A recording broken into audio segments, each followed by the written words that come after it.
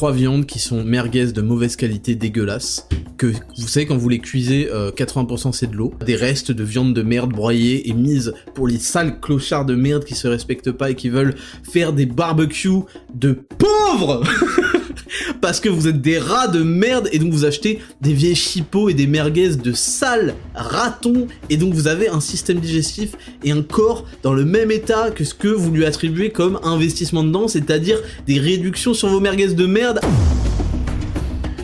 Bienvenue dans 10 000 pas, le podcast qu'on écoute en faisant ces 10 000 pas. Je m'appelle Ismail Slimani, aussi connu sous le nom de Raptor sur internet, youtubeur à plus de 700 000 abonnés, fondateur de Raptor Coaching Pro et Raptor Nutrition, mes entreprises spécialisées en transformation physique et en mieux-être. Et dans ce podcast, nous discuterons de philosophie de vie à la lumière de l'actualité afin de développer un mental d'acier et de conquérir le monde.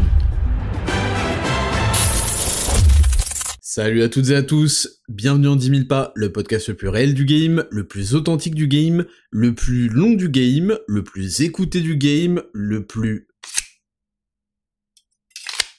épais du game, le plus italien du game, il più italiano del game. Voilà, bienvenue à toutes et à tous, je suis le Raptor, vous m'avez reconnu à ma voix exceptionnellement agréable à écouter, et je suis très heureux de vous retrouver après cette semaine extrêmement stylé à Florence. J'espère que vous avez bien suivi mes aventures sur Instagram, @RaptorVSFont, je le rappelle, et c'est une des raisons pour lesquelles il n'y avait pas d'épisode la semaine dernière, donc on se retrouve aujourd'hui pour l'épisode 35 de 10 000 pas. On est le dimanche 11 juin 2023, et forcément, on est le mois numéro 6, et vous savez que j'aime bien poser la question. Qu'est-ce que vous faisiez il y a 6 mois? Où en étiez-vous physiquement? Où en étiez-vous mentalement? Où en étiez-vous en termes de santé? Où en étiez-vous en termes professionnels il y a 6 mois? Et est-ce que ça a évolué? Est-ce que ça a évolué? Si la réponse est non, bah c'est dommage. C'est dommage, qu'est-ce que vous faites en fait? Qu'est-ce que vous faites? Il y a beaucoup de gens qui se bougent, qui se motivent, qui ont des récits là à raconter, des récits de vie, qui me les partagent d'ailleurs en DM très régulièrement. Qu'est-ce que vous faites? Pourquoi est-ce que vous laissez tout le monde faire les choses toute votre vie? Est-ce que c'est pas triste un petit peu d'avoir une télécommande et de zapper? Pim! Tiens, lui il a fait ça, pim! Il a fait ça, il a fait ça, il a fait ça. Intéressant d'être spectateur. Est-ce que vous voulez que je baise votre femme?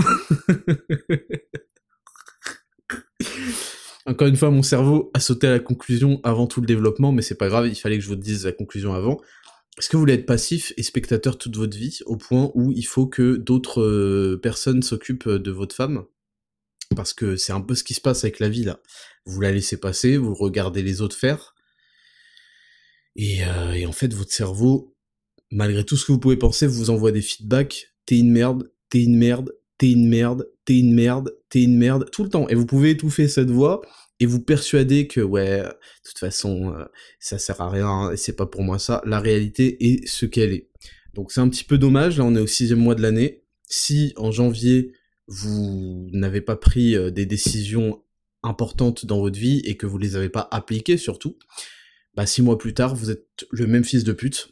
Et encore plus grave, des gens ont creusé l'écart avec vous. C'est-à-dire que au lieu de faire partie de la catégorie des mecs qui vont progresser, qui vont se tirer vers le haut, qui vont tout défoncer en fait, en leur laissant suffisamment de temps, de mois, d'années, et bien vous êtes toujours le référentiel. Et ça c'est pas bon. Ah oui, quand on est le référentiel, le petit standard que les gens vont éclater, c'est pas la folie. C'est pas la folie, donc vous pouvez continuer à écouter ce podcast toute votre vie, ça n'a aucun intérêt. Je vous adresse la parole en fait par défaut, parce que en fait je parle pas à vous. Je parle à des mecs qui veulent être motivés, des mecs et des meufs qui veulent bouger, qui veulent faire les choses. Malheureusement, il s'avère que vous avez besoin de noyer votre ennui dans votre vie misérable toutes les semaines. C'est pas forcément très intéressant de m'écouter, si c'est pour rien faire, en fait, voilà. Donc on commence ce podcast avec une petite mise au point, évidemment, on se fait plaisir, parce que cette mise au point, elle précède des remerciements. Elle précède des remerciements de ma part. J'essaye de vous le dire souvent. Je prends conscience des choses, et puis de toute façon vous savez que je médite tous les jours, et que c'est aussi un moment associé à une forme de prière, hein, et voilà, je voulais prendre un petit peu de temps dans ce podcast pour vous remercier tous, de tous les efforts que vous faites premièrement, de tous les témoignages que vous m'envoyez sur vos prises de décision, vos prises de bonnes habitudes, vos actions qui en fait portent leurs fruits mois après mois après mois, même la plus petite des actions qui est celle de faire les 10 000 pas, je rappelle que j'ai inventé la marche, ça je vais le rappeler et je vais continuer à le rappeler parce que vous savez que c'est vrai, et vous savez que personne ne faisait 10 000 pas, tout le monde le savait, l'avait déjà entendu, mais personne ne le faisait réellement, et donc je suis super content que quelque chose d'aussi accessible, facile à faire, soit une des premières étapes dans le long chemin vers la santé, le bien-être, le respect de soi-même, et donc c'est top parce que c'est vraiment une étape très facilement accessible, et j'ai beaucoup de récits en DM qui disent j'ai commencé avec ça, j'ai perdu 15 kilos, je sais pas quoi, ce qui est monumental, et ça, une avalanche, c'est un cercle vertueux qui s'alimente et qui vous fait, enfin vous, j'allais dire, vous amène à vous doper et à avoir des troubles du comportement alimentaire, non pas du tout, qui justement vous amène à petit, tiens, et si j'allais arrêter de allez, je vais arrêter de boire de l'alcool tout le temps, non-stop, je vais réserver aux grandes soirées, aux grands moments de kiff, et ce sera un verre. Tiens, j'ai arrêté de fumer. Tiens, et si je faisais un peu attention, au moins, à ce petit déjeuner qui est trop copieux. Tiens, et si j'essayais de manger des protéines de meilleure qualité, de la nourriture de meilleure qualité, etc., etc., etc. Il y a des feedbacks. Tiens, et si j'essayais de prendre, je sais pas, du magnésium MDR, du magnésium avant de dormir. Oh tiens, c'est magique, ça me fait dormir, c'est un relaxant musculaire. Petite anecdote sur le magnésium. Sachez que je n'avais pas arrêté de prendre mes compléments pendant... Franchement, je vais vous dire, mais je crois que ça fait... Bon, depuis la sortie, mais je crois que j'ai pas loupé un jour de pack équilibre. Je crois que j'ai pas loupé un jour de pack équilibre depuis la sortie de mes compléments. Et quand on est arrivé à l'hôtel en Florence, je vais tout vous raconter là dans la semaine du Raptor, il y a eu un problème de bagage, et en fait j'ai eu mes valises le lendemain. Par hasard, parce que ces incompétents d'Air France et compagnie ne savent pas checker des bagages, donc là officiellement mes bagages sont même pas retrouvés. Je les ai pris par hasard, il y a même pas de vérification, truc, j'aurais pu me casser avec un caddie rempli de valises, bref. Donc je les ai eu le lendemain, heureusement. Et du coup, bah la première soirée, j'ai pas eu mes compléments. Y a pas de décalage horaire. Je vous jure que j'ai passé la plus mauvaise nuit de toute ma vie, et c'est pas parce que j'étais en mode oh non, j'ai pas mes bagages. Je savais, j'étais tranquille dessus, puis au pire, voilà, je les aurais récupérés plus tard, etc. J'ai passé une nuit de réveil permanent, et c'est ce que je vous dis à chaque fois, c'est que les effets, on les ressent, mais on les ressent encore plus le jour où on arrête, ou que on fait des petits tests en changeant de marque. Hein. Je dis ça par rapport à certains avis qui reviennent des fois sur le site qui me font rire et qui disent bah j'ai essayé d'économiser, merci Raptor pour les conseils gratuits, maintenant je vais prendre le magnésium ailleurs, et pas de chance. Pas de chance, ton code raton moins 90% t'a donné exactement ce que tu mérites pour les rats dans ton genre, c'est que tu as eu du magnésium de rat, du talc là qu'on se tape comme ça sur les mains. Oui, ça marche moins. Donc bref, c'est ce que je veux dire, c'est que ça me fait super plaisir de voir qu'il y a des petites améliorations qui mènent derrière à des grands changements. Donc ça, c'est premier remerciement que j'ai pour vous, c'est que vous appliquez ce dont on parle, les conseils de Chad, ce genre de choses, c'est-à-dire que vous me prêtez beaucoup de sérieux, vous me prêtez beaucoup de confiance aussi, et vous dites, bah vas-y, je vais au moins essayer, et après, bah ça mène à de plus en plus, donc ça me fait vraiment, vraiment, vraiment plaisir. Deuxième remerciement, c'est évidemment à vous tous qui écoutez toujours ce podcast, qui le partagez, qui en parlez à vos amis, etc. Bah vraiment, faut que vous compreniez qu'on est un duo, on peut dire c'est un duo même s'il y en a beaucoup plus, et que bah moi je fais ça par plaisir pour vous apporter et être fier de moi aussi et fier de vous. Et bah derrière, quand vous jouez le jeu et que vous partagez, que vous écoutez, que vous continuez à appliquer ce genre de choses, bah moi ça me fait vraiment kiffer parce que c'est pour ça qu'on le fait, c'est ça mon but, c'est ça mon purpose, c'est ça mon objectif quoi. Donc là-dessus je vous remercie. Je remercie évidemment les milliers de personnes, les mêmes dizaines de milliers qui me font confiance à travers Raptor Nutrition depuis toutes ces années, depuis tous ces mois pour Raptor Nutrition, et Raptor Coaching Pro depuis toutes ces années, et les milliers de personnes qui ont rejoint Zero to Hero, et il y en a eu encore beaucoup là pendant la semaine où on a publié, j'ai pas pu en reparler, mais c'est passé beaucoup de choses. On a publié une petite vidéo réelle de tous les retours d'expérience au bout d'un mois. Évidemment, c'est pas encore les transformations parce que ça va. Il y en a déjà, hein. Il y en a déjà, mais je veux qu'elles soient vraiment total. Là, il y a déjà des mecs qui ont perdu du gras de fou, qui voient leurs abdos pour la première fois, etc. Et vraiment qui sont devenus très secs. Ça me fait plaisir de fou, mais il faut aller pousser encore une étape, et à la rentrée, on aura des transformations, je l'espère, insane, sachant que ça fera 3 mois. Et on a fait un réel avec les retours surtout de l'expérience Zero to Hero, de la diète, de l'entraînement, du lifestyle, et ils étaient magnifiques, et on a fait une petite vidéo, il y avait une promotion qui durait qu'une semaine, et elle est déjà finie là, donc il y en a beaucoup qui ont rejoint.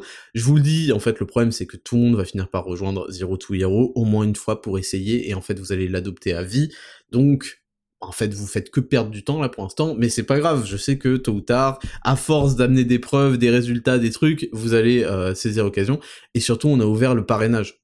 Le parrainage qui permet en fait pour chaque, sur Zero to Hero et sur Bodyweight, d'avoir 17% pour vous et 17% pour votre filleul, ce qui représente quasiment 50€, enfin même 50€ pour vous et 50€ pour votre filleul à chaque parrainage.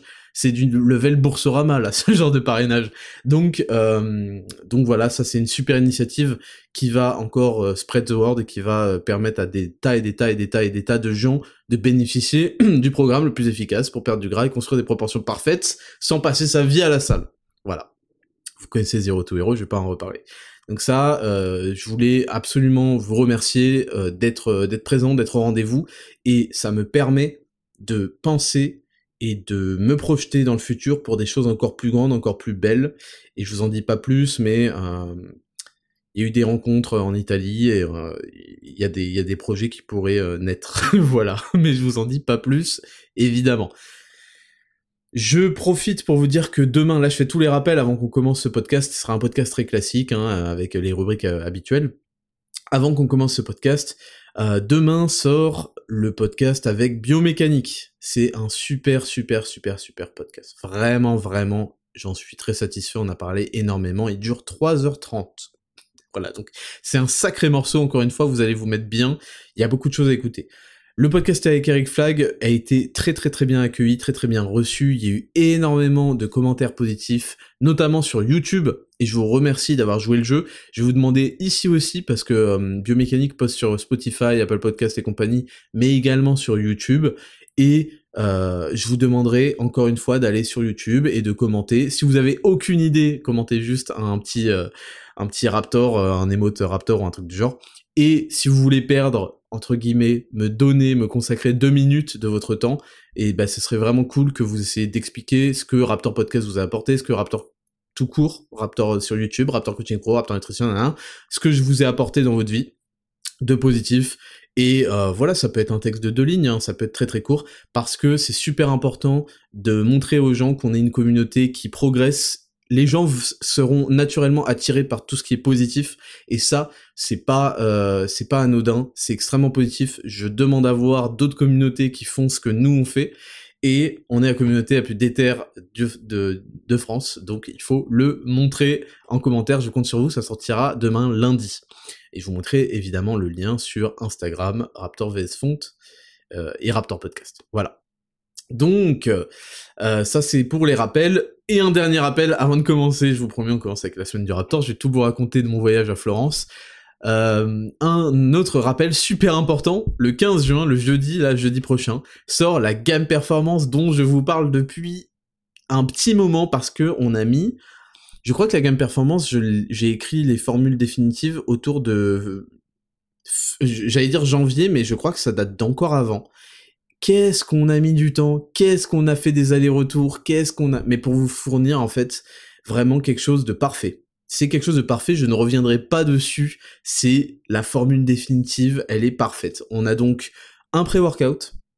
Alors, la gamme performance, c'est quelque chose qui s'adresse évidemment aux sportifs, encore plus aux sportifs en salle, notamment par rapport à l'intra-workout, mais aussi à toute la population en concernant le dernier produit que je vous présenterai en dernier. Je vais vous faire les rappels parce que c'est important. On a d'abord le pré-workout. Ça, c'est un énorme plus quand il est bien dosé.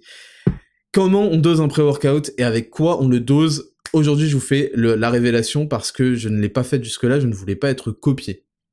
Premièrement, qu'est-ce qu'on ne met pas dans un pré-workout? On ne met pas de BCAA. Déjà les BCA ne servent plus à rien, ça a été prouvé dans de très nombreuses revues scientifiques. Aujourd'hui, on se tourne plutôt vers les EAA, non plus les brain chains d'aminoacides qui sont au nombre de 3, mais vers les essentiels aminoacides. Bref, on en parlera juste après. Donc ça sert à rien de mettre ça. On ne met pas de créatine. La créatine, c'est très très bien, mais ça a un pouvoir hypoglycémiant. Donc on n'a pas envie d'entrer en hypoglycémie avant d'aller au sport, bien au contraire. On ne met pas de plein de choses. En fait, je vais vous dire exactement ce qu'on met. Et quand on met les choses, moi, il y a un truc que j'ai en horreur et qui m'énerve parce qu'en fait, c'est quand tu ne t'y connais pas, ce qui est le cas de beaucoup de gens, bah tu te laisses avoir par les étiquettes. Tu vois plein de trucs sur l'étiquette et en fait, les grammages ne correspondent à rien d'intéressant. On voit des trucs qui devraient, qui devraient être dosés à 5 grammes, on en voit 200 milligrammes. C'est-à-dire, c'est pas 10 fois moins, c'est 20 fois moins, quoi. Donc, j'ai horreur de ça.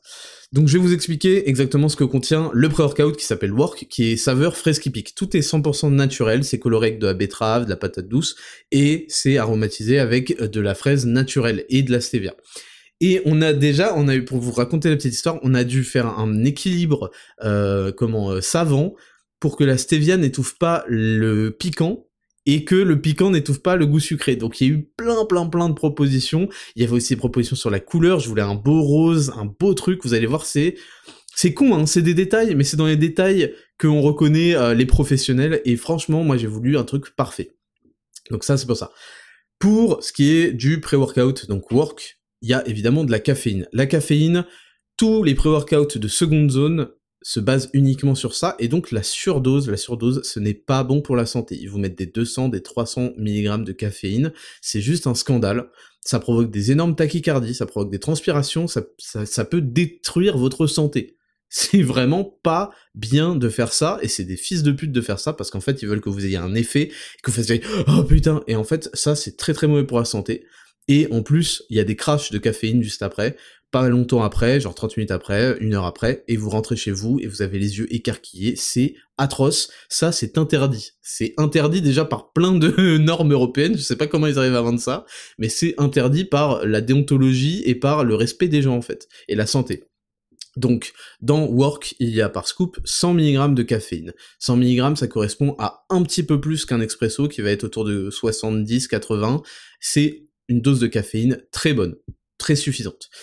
Et donc la caféine à 100 mg, elle va contribuer à augmenter l'attention, à promouvoir la thermogénèse, donc à faire un petit peu brûler ce qu'on appelle les fat burners, à augmenter le niveau d'énergie bien sûr, la force musculaire, ça c'est des choses qui ont été prouvées, la caféine avant l'entraînement augmente votre niveau de force, augmente votre temps de réaction, et augmente vos performances en fait, tout en contribuant à réduire la perception de fatigue et d'inconfort durant l'entraînement. Donc c'est vraiment l'ingrédient de base qu'on retrouve dans tous les pré-workouts, mais qui est obligatoire et qui est vraiment c'est l'essence même d'un pré-workout. Ensuite, on a la L-théanine. La L-théanine, c'est un acide aminé qu'on va retrouver naturellement dans les feuilles de thé. Sa combinaison avec la caféine, c'est une des combinaisons les plus étudiées dans le cadre de l'amélioration des performances physiques et cognitives. Et le dosage le plus efficace, c'est ce qu'on appelle 1-1. On peut aller jusqu'à 2-1, c'est-à-dire 1 g de L-théanine pour 1 g de caféine. Et dans la formule Work, il y a évidemment 100 mg de caféine et 100 mg de L-théanine. C'est une synergie qui est parfaite et qui va contribuer à augmenter la concentration, les niveaux d'alerte, l'humeur et même la motivation. La L-théanine, c'est vraiment quelque chose qui va venir éponger tous les mauvais effets de la caféine et renforcer tous ses bons effets. Ensuite, on va avoir la L-tyrosine. La L-tyrosine, c'est aussi un acide aminé super important. Nous, il est dosé à 1,5 g. En dessous, on peut être autour de ça, mais des fois, on voit des L-tyrosine à 100 mg, c'est ridicule, c'est n'importe quoi, c'est juste pour avoir un truc sur l'étiquette. La L-tyrosine, c'est un des acides aminés principaux qui vont construire ce qu'on appelle les catécholamines. Je suis désolé, c'est super intéressant, mais ça devient un petit peu compliqué, je vais essayer de vraiment vous expliquer. Les catécholamines, en gros, c'est ce qui est impliqué dans les transmissions neuronales, voilà. Et pourquoi c'est super important d'optimiser ces transmissions neuronales? Parce que quand on veut déployer un mouvement de force, il faut que le système nerveux soit en forme et puisse transmettre l'information de bonne contraction de tous les muscles qui vont participer à chaque mouvement, et c'est ça qui fait la force en grande partie. Et donc c'est évidemment super important. Donc la L-tyrosine, elle va participer à la performance neuromusculaire, elle va participer aussi à la dopamine, je vous rappelle pas pourquoi c'est super important, à l'adrénaline, c'est une hormone qui, vous connaissez l'adrénaline, qui vous booste, et à la noradrénaline qui est en fait la partie neurotransmission de l'adrénaline. Donc je vous dis, c'est vraiment des éléments que j'ai choisis en connaissance de cause, de manière très précise, et rien qu'avec ces trois-là, on pourrait avoir le meilleur pré-workout de France, c'est sûr, d'Europe je connais pas, mais certainement, parce que c'est déjà un dosage parfait avec des choses qui ont un sens, et pas de la merde qu'on met sur l'étiquette, stupidement, en boostant la caféine comme un gros porc. Cette L-tyrosine, on va la retrouver naturellement dans plein d'aliments d'origine animale, en fait, et elle va contribuer à améliorer les performances cognitives, la concentration, et à une meilleure gestion du stress. Donc vous voyez, la L-théanine et la L-tyrosine, elles fonctionnent encore mieux en synergie avec la caféine, et notamment, parce que je vous ai dit, la L-tyrosine, elle va augmenter la production des catécholamines, là, et la caféine va contribuer à sa libération dans le corps. Donc c'est vraiment une synergie parfaite. Ensuite, donc ça, c'était pour tout ce qui est énergie, concentration, niveau d'alerte, force, développement des neurotransmetteurs, etc. Maintenant, on va rentrer dans quelque chose qu'on aime tous, c'est la congestion. Pour augmenter la congestion, il faut comprendre que c'est pas juste pour faire joli dans le miroir, avoir les muscles gonflés. La congestion est un des éléments qui constitue qui est responsable de la prise de masse musculaire, parce que vous augmentez l'arrivée de sang, de nutriments, etc. dans les muscles, et ça a été prouvé. Il y a évidemment toujours une partie étude sur Raptor Nutrition avec des études justifiant ça. J'en parle en longueur parce que je trouve ça super intéressant. Vous savez que je suis passionné de fitness, de nutrition, et je pense qu'on aurait tous à gagner avec cette culture générale assez globale sur « Ah bah tiens, j'ai déjà entendu parler de la L-citrulline, c'est vrai, ça fait ça, ah tiens ». Donc on a ensuite de la L-citrulline.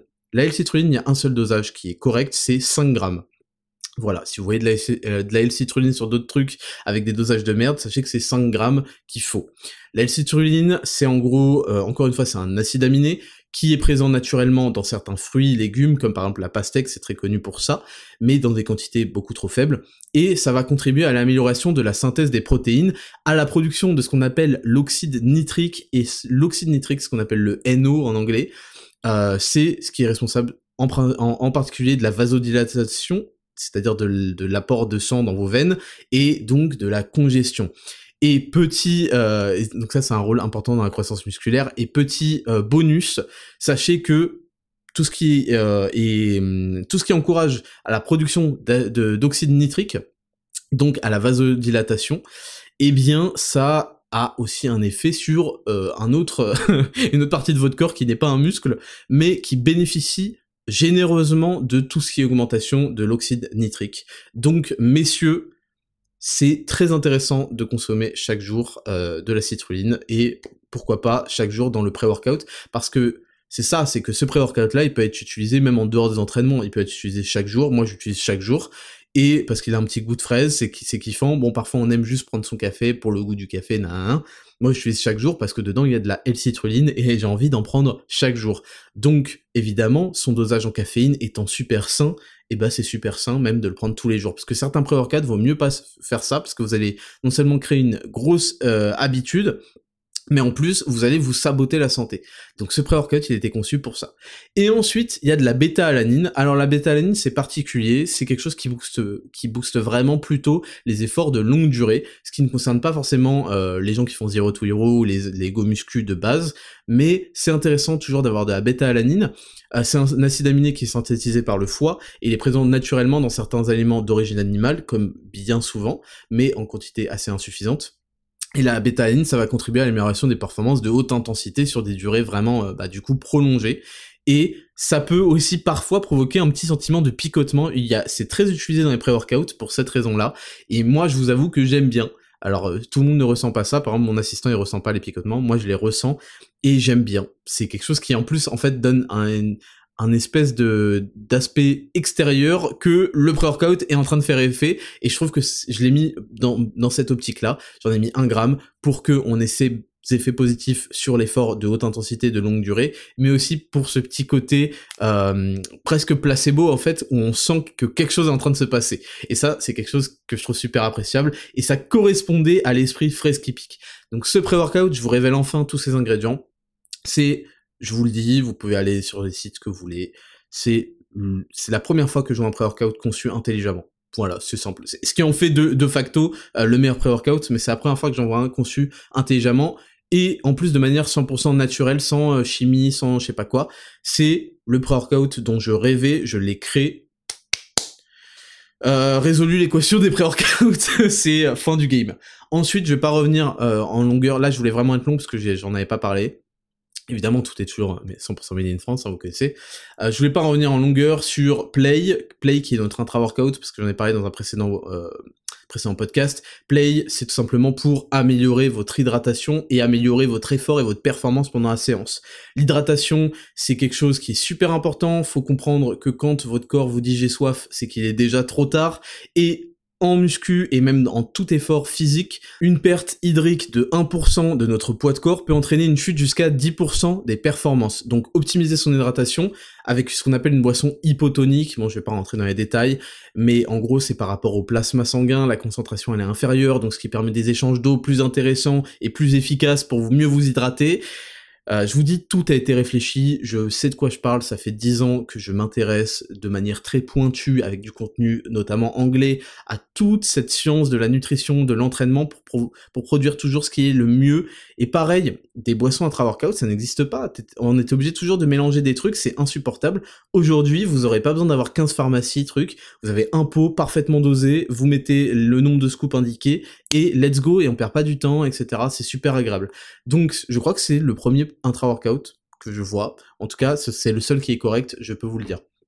Et donc ça c'est pour une meilleure hydratation, mais aussi pour une meilleure congestion et une meilleure énergie tout au long de l'entraînement. C'est super important et c'est super sous-estimé ce genre d'éléments. Et c'est évidemment dosé parfaitement avec un mélange de maltodextrine, de sodium. Il y a quelque chose aussi, il y a du bicarbonate pour le pH, parce que c'est important d'avoir un bon pH pour la boisson qu'on consomme. Et évidemment il y a des EAA, il y a des acides aminés essentiels qui vont lutter contre le catabolisme, c'est-à-dire la destruction des tissus musculaires, et qui vont soutenir même votre anabolisme. Donc c'est vraiment le mélange parfait que je rêvais d'avoir, je l'ai créé, et ça c'est saveur agrumes intense, je vous en ai déjà parlé dans un précédent podcast. Et enfin, on a Chill, qui est le post-workout, mais qui se consomme en fait tous les jours et qui se consomme par tout le monde. Donc si vous n'êtes pas un adepte de la salle ou quoi, c'est super important. Pourquoi ? Parce qu'il contient de la créatine monohydrate. Il contient également, donc ça, et les saveurs citron vert, hein, tout est toujours 100% naturel. Il contient également de la rhodiola rosea, qui est un puissant anti-fatigue, et il contient de la glucosamine qui va vraiment aider à la santé osseuse, la santé des articulations. Donc ça aussi, c'est quelque chose de parfait que j'invite à consommer tous les jours. Il y a vraiment en fait que le play, le intra-workout, qui est fait vraiment pour l'entraînement. Mais le chill, le work, vous pouvez l'utiliser tous les jours sans aucun souci, et c'est super bénéfique. Moi, je vous le dis, pour la citrulline, je le prends tous les jours, le pré-workout, parce que je veux des vasodilatateurs, je veux booster tous les aspects de mon corps. Et donc voilà, Chill, c'est un truc qui se boit très fraîchement, vous pouvez le mettre dans le Raptor Mix, vous pouvez le mettre dans de l'eau, plus ou moins d'eau, si vous voulez faire un grand thé vert ou un petit truc, ça c'est très bon, c'est très très bon. Et la créatine, ça a des effets positifs sur le cerveau, sur la santé en général, mais c'est surtout connu pour sa rétention d'eau intramusculaire, qui vous fait gagner du volume musculaire, ce qui est toujours intéressant, mais surtout pour son rôle dans l'énergie qu'on appelle l'ATP, l'adénosine triphosphate, qui est en fait l'énergie principale utilisée pour les mouvements courts de haute intensité. Donc tout ce qui est sprint, tout ce qui est muscu, tout ce qui est fort, haute intensité, bim, explosif. Donc ça va vous faire gagner en force naturellement, et ça va vous faire gagner donc en masse musculaire, parce que la masse musculaire est la dérivée du gain de force, du gain de performance, comme vous le savez si vous écoutez un petit peu tout ce que j'ai dit à propos de Zero to Hero. Donc il y a un effet extrêmement prouvé, hein, la créatine c'est le complément le plus prouvé qui existe, je crois. Extrêmement prouvé pour le gain de force, le gain de masse musculaire, le gain de volume musculaire, le gain en performance. Et il y a aussi tout un aspect santé qui fait que la créatine est vraiment phénoménale.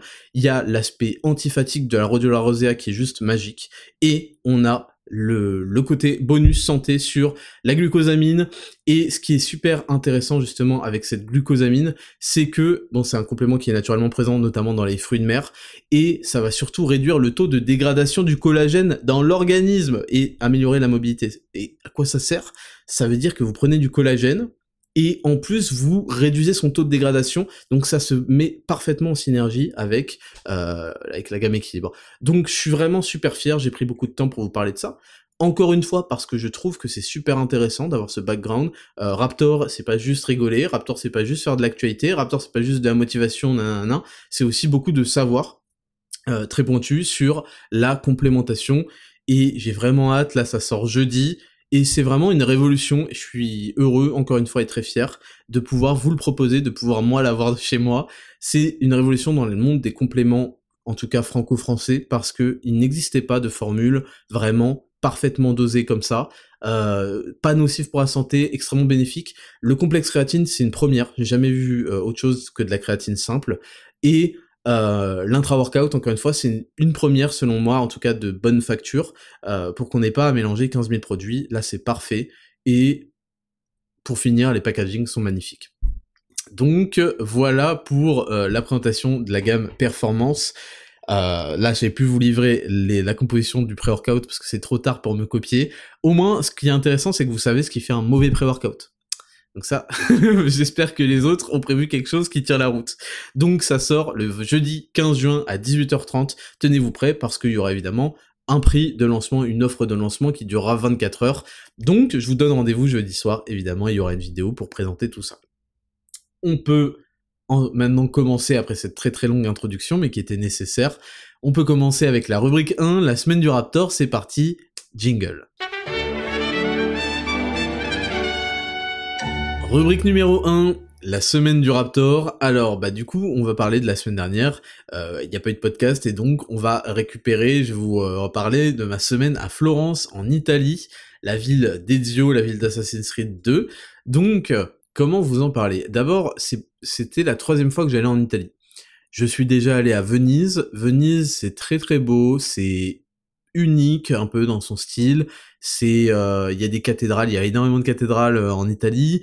Il y a, en fait, c'est très intéressant, ça m'a beaucoup plu Venise, parce qu'il y a une sorte le bus que vous prenez à Venise, c'est un bateau, et qui, une fois sur deux, vous arrête d'une rive à l'autre du fleuve, et donc, c'est stylé de fou, et c'est très très joli, c'est une architecture qui est particulière, parce que construite, on voit des bâtiments sous les eaux, hein, évidemment, c'est une ville inondée, il y a des cathédrales qui sont vraiment vraiment très très très belles, et il y a un truc qui m'a foutu le seum à Venise, c'est que n'espérez pas prendre la parallèle quand vous vous baladez à pied, ne vous dites jamais je tournerai à droite à la prochaine. Il n'y a pas d'équivalence à Venise, il y a un seul chemin. Tout le reste, en fait, si vous prenez la prochaine à droite, elle n'existe tout simplement pas, et vous allez vous perdre et vous allez aller exactement là où vous vouliez même pas aller. Donc ça, c'est un truc que j'ai découvert et qui m'a foutu le seum. Il y a aussi du coup, c'est des routes très exiguës avec beaucoup de passages, bon, selon les périodes de l'année, mais c'est vraiment un endroit à faire, c'est un endroit qui est très mignon, qui est très joli, et qui m'avait beaucoup plu à l'époque. Ensuite, j'ai fait Rome. Rome, j'y suis allé en 2019. Rome, ça a été mon coup de cœur, j'ai adoré cette ville, je l'ai trouvée splendide, je l'ai trouvée pleine d'histoire, évidemment, avec le Colisée, avec beaucoup d'héritage de l'Antiquité, hein, beaucoup d'héritage de l'Empire romain, beaucoup d'héritage latin, vraiment, dans des temples, dans des thermes. C'était une ville incroyable, et incroyablement vaste, c'est-à-dire que même si vous vous éloignez du centre, vous observez encore des choses très belles, très calmes. Oh là là, on était allé dans un endroit pas si loin du centre qui était si apaisé, avec une vue magnifique. Il y a le Vatican juste à côté. Bon, on n'a pas pu y aller parce que en fait, moi je refuse de faire la queue en fait. Faut que vous compreniez, je ne fais pas la queue. Voilà, ça, faut que vous me mettiez bien dans le crâne. Je ne fais pas la queue. Voilà. Pas 5 minutes, pas 10 minutes, je ne fais pas la queue. Je vais m'arrêter encore une fois, je vais vous le dire. Pour que vous imitiez ce comportement, je refuse de faire la queue. Voilà. Parce que là, à Florence, il y avait des cathédrales, dès le matin, il y avait la queue, sachant qu'il y a personne pour s'en occuper, parce qu'en fait, on est en Italie et que les mecs, ils ont un CDI sieste, donc les services fonctionnent très très mal. Et il y avait des mecs qui faisaient la queue avait l'air de déjà durer 2 heures, qu'il était 8 heures du mat. Donc c'est hors de question, je reviendrai un jour où il y aura pas la queue. Et si c'est le 17 janvier, je viendrai en janvier. Donc à Rome, il y avait le Vatican, on n'y est pas allé, et c'était une ville vraiment vraiment vraiment très très très très belle. Moi j'ai adoré Rome, on était dans un super endroit, à l'époque on avait été invité par le Sofitel je crois, et on était dans une chambre magnifique, avec un plafond avec des peintures dessus, et il y avait notamment un restaurant qui s'appelait le Settimo, je m'en souviens parce qu'il était genre au 7e étage, et il donnait une vue magnifique. vous vous en souvenez peut-être si vous me suivez déjà sur Instagram à ce moment-là. Et donc Rome reste mon top 1 d'Italie, parce que moi j'aime les capitales. J'aime les capitales. À chaque fois que je voyage, j'essaie d'aller dans une capitale, et voilà. J'adore Londres. Londres, c'est une ville que j'aime énormément. J'ai eu de la chance à chaque fois que j'y allais. Il y avait un beau soleil. J'y allais toujours en juin. Donc Londres fait partie de mes top villes d'Europe. Stockholm, j'y suis allé. J'ai trouvé ça, bon, voilà. Euh, c'est bien, c'est très bien. Stockholm, c'est aéré et tout, mais ça ne peut pas jouer. Et bon, Paris est intestable. Dans le monde entier, c'est pour ça que j'avais rigolé à un moment où les mecs avaient tellement le seum contre moi qu'ils clashaient Paris. Bon, je comprends que vous voyez des news avec Hidalgo, les rats, la cohabitation et tout, mais Paris est juste la ville la plus belle du monde, et je l'affirme aujourd'hui, haut et fort, et j'irai voyager dans le monde entier que Paris sera Paris. Donc, on est aujourd'hui, enfin la semaine dernière, allé à Florence qui m'a beaucoup plu, et le voyage a été en 2 parties. On était d'abord dans un hôtel à Saint-Régis, qui est au centre, mais très proche du fleuve Arno, et ensuite on était dans un Airbnb magnifique dont j'ai fait un petit home tour là sur Instagram, qui a bouleversé et a modifié toute la perception qu'on a eue du voyage. Et ça, je voulais vraiment... Il y a plusieurs choses dont je voulais parler avec vous, très importantes selon moi, et elles concernent en fait l'argent. Voilà, je le dis. Elles concernent l'argent, et j'ai fait certaines stories volontairement très arrogantes, parce que je souhaite casser la mentalité française en rapport avec l'argent, parce que je la trouve insupportable, et que je trouve elle ne vous rend pas service. Il faut absolument, pour vous, pour ma communauté, que ça soit débloqué dans votre tête. Donc il faut comprendre, parce que beaucoup de gens, quand ils voyagent, ils prennent des chambres de merde, et ils se disent « Oh, de toute façon c'est juste pour faire un petit aller-retour, déposer mes valises et aller dormir ». Votre chambre peut définir entièrement l'endroit où vous allez dormir, où vous allez séjourner, peut définir entièrement, quasiment, votre voyage et à quel point vous le kiffez. Nous, vous l'avez vu, on était dans une suite merveilleuse au Saint-Régis.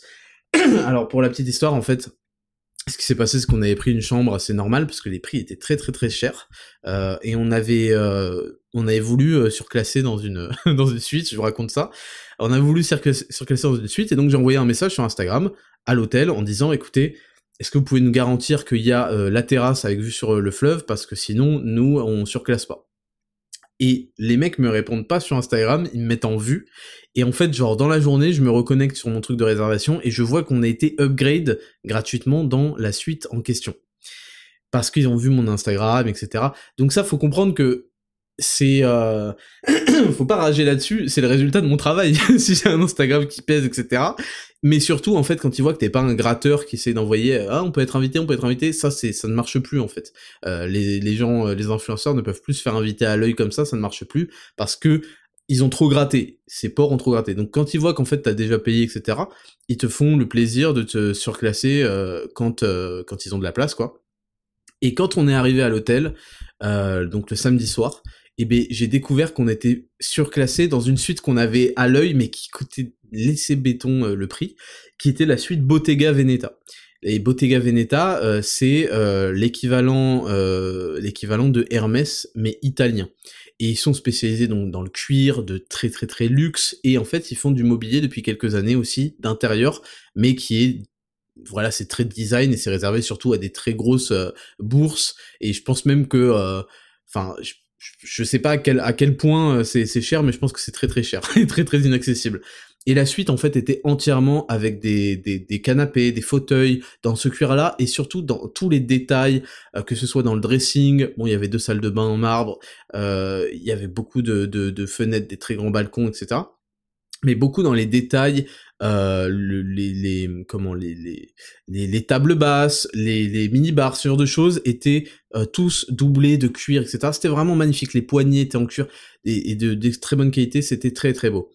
Et malgré tout, bah, on a passé la meilleure partie dans le deuxième moment, le Airbnb, parce que même s'il était au centre, et bah c'était pas la même vibe, c'était pas la même chose que quand on est allé dans l'Airbnb que vous avez vu sur Instagram, avec des vues magnifiques, avec la luminosité incroyable. On pouvait toucher la cathédrale Santa Maria, qui est l'attraction principale, le truc principal, et donc de Florence, et on était au cœur de la ville, sans même devoir sortir, et on voyait par le balcon tous les mecs dehors, et moi je me disais, parce que je suis quelqu'un qui prend pas de photos, ça me saoule en fait, j'ai l'impression que c'est réservé c'est interdit aux gens qui ont un chromosome Y, et je me suis dit, bah si on n'était pas là, cette cathédrale, on y serait passé devant, j'aurais fait 2-3 photos, ça m'aurait saoulé, et je serais repassé en marchant, parce que c'est un peu le cœur du truc, tu vas le croiser plusieurs fois, mais sans plus en fait, et je serais passé à côté de toute l'expérience. Et tous ces gens là en plein soleil qui restent sur la place, blablabla, ben nous on avait cette chance d'avoir le Airbnb avec son balcon, avec sa vue,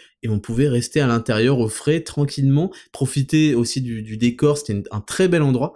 Et c'est là où je vais en venir, c'est qu'il faut que vous arrêtiez de cope et de vous dire que quand vous prenez une chambre d'hôtel ou une chambre truc, il suffit juste d'avoir un lit et basta. Non, en fait, ce truc peut conditionner et améliorer de manière que vous ne soupçonnez même pas votre séjour, et il faut pas avoir peur, parce que les gens se disent toujours, oh, bah, je préfère dépenser cet argent dans je sais pas quoi. La réalité, c'est que, bande de ratons, cet argent, vous n'allez de toute façon pas le dépenser dans un bon restaurant et tout, parce que vous avez une mentalité de raton. Et donc, n'hésitez pas, vraiment, je vous le dis, n'hésitez pas à faire peut-être moins de voyages ou quoi, mais à faire dans des beaux endroits, dans des belles places, parce que ça vaut vraiment le coup, et ça embellit votre voyage, et ça le rend inoubliable, et moi, ça l'a rendu inoubliable. Donc ça, c'était la première chose. Ensuite, je vous ai dit, je fais des stories assez arrogantes où je vous disais, vas-y, donnez-moi pas vos adresses, t'en as pour pas cher, mais vos adresses, à chaque fois que vous avez c'est cher pour ce que c'est ce que je veux me ruiner, je veux me faire arnaquer, je vous ai dit ça. Pourquoi j'ai fait des choses volontairement comme ça arrogantes? Parce que je veux briser la glace. Vous savez que c'est mon approche, j'arrive et je mets un énorme kick dans la fourmilière. Et donc je veux vraiment, c'est super important que cette communauté-là n'ait pas de tabou vis-à-vis de l'argent, ne considère pas que l'argent c'est moche, que l'argent c'est sale, mais comprennent que l'argent c'est une partie de la liberté, c'est quelque chose, déjà c'est une assurance pour tous nos proches, qui nous permet de faire bénéficier à notre famille, de les emmener dans des endroits fabuleux. Moi, c'est le premier sentiment qui m'est venu, c'est de la fierté de pouvoir emmener ma famille dans des endroits merveilleux, de pouvoir offrir même à mes parents des beaux restaurants, des beaux endroits comme ça. Et cet argent, il vient avec le travail, et ce travail, il vient avec la bonne mentalité, la discipline et les heures qu'on met. Et moi, dans ce podcast, j'essaye de m'occuper de toute cette partie-là. Et en fait, oui, c'est une chose d'avoir un super physique, et moi, je pense qu'on ne peut pas avoir un super mental sans avoir un super physique. Et je pense, c'est pour ça que j'ai créé des choses pour avoir un lifestyle super productif, tout en ayant que ça ne serve pas d'excuse à ne pas avoir un physique, etc. Et que tout ça se renforce au niveau notamment du système hormonal. Et moi, j'essaye de m'occuper de toute cette partie-là, mais la finalité, c'est que vous appliquez tous ces changements dans votre vie, que évidemment ça vous apporte un physique stylé, que ça vous apporte une santé, de l'énergie de fou furieux, un mental de fer, mais que ça puisse se répercuter dans votre vie professionnelle. Et là-dessus, moi, je peux pas vous guider. Et quand vous allez creuser l'écart dans votre vie professionnelle et dans tous les aspects de votre vie, vous allez faire des rencontres professionnelles, des rencontres amoureuses, des rencontres, etc. Et surtout, vous allez vous permettre de toucher les fruits de votre travail et d'avoir un sentiment de fierté qui fera que vous ne voudrez plus jamais faire moins que ce que vous avez produit. Et vous allez keep the momentum, c'est-à-dire vous allez continuer à bosser, parce qu'une fois que vous avez touché à ça, que vous avez goûté à ça, vous ne pouvez plus vous arrêter. C'est ça la beauté, en fait, ce vers quoi je veux vous faire tendre. Et c'est con à dire, mais je me souviens que ma mère, elle m'avait dit quand j'étais au lycée, elle m'avait dit un truc du genre, parce que ma mère est une énorme bandeuse d'études. Hein.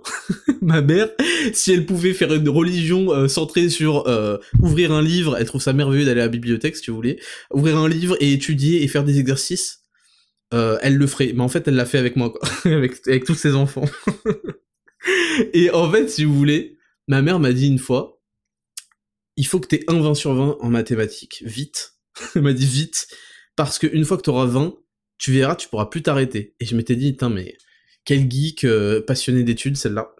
Et j'ai quand même écouté, et j'ai eu 20 en maths, je me souviens, c'était en première. Et je ne me suis plus jamais arrêté, et ça a complètement modifié ma relation vis-à-vis de l'école, et tout mon parcours d'études qui a suivi.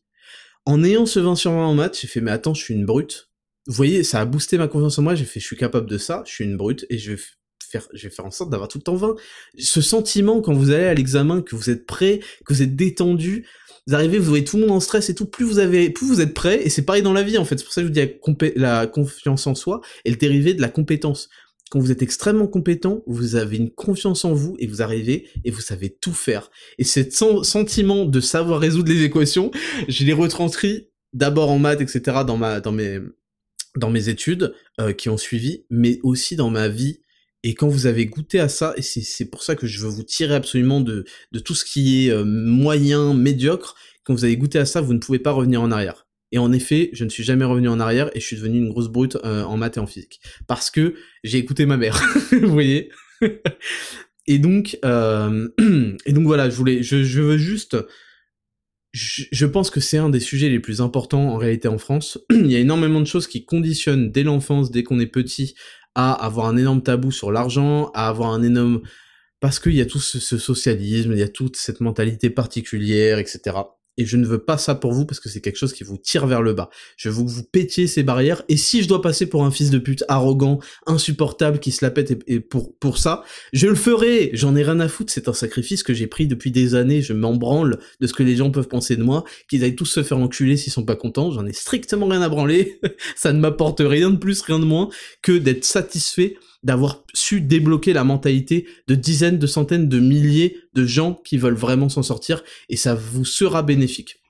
Donc ça c'est vraiment pour revenir un peu sur le voyage, c'était un peu l'introduction, et maintenant pour vous reparler de Florence, Florence c'est une ville qui est fantastique, qui est, en fait dès que vous sortez un peu du centre, en fait c'est assez petit à visiter, c'est moins petit que Toulouse, parce que Toulouse c'est ma référence des centres-villes petits, et après il y a plus rien, mais c'est assez petit, mais c'est typique c'est très riche. Il y a une sorte d'avenue Montaigne de Florence, de rue Saint-Honoré de Florence.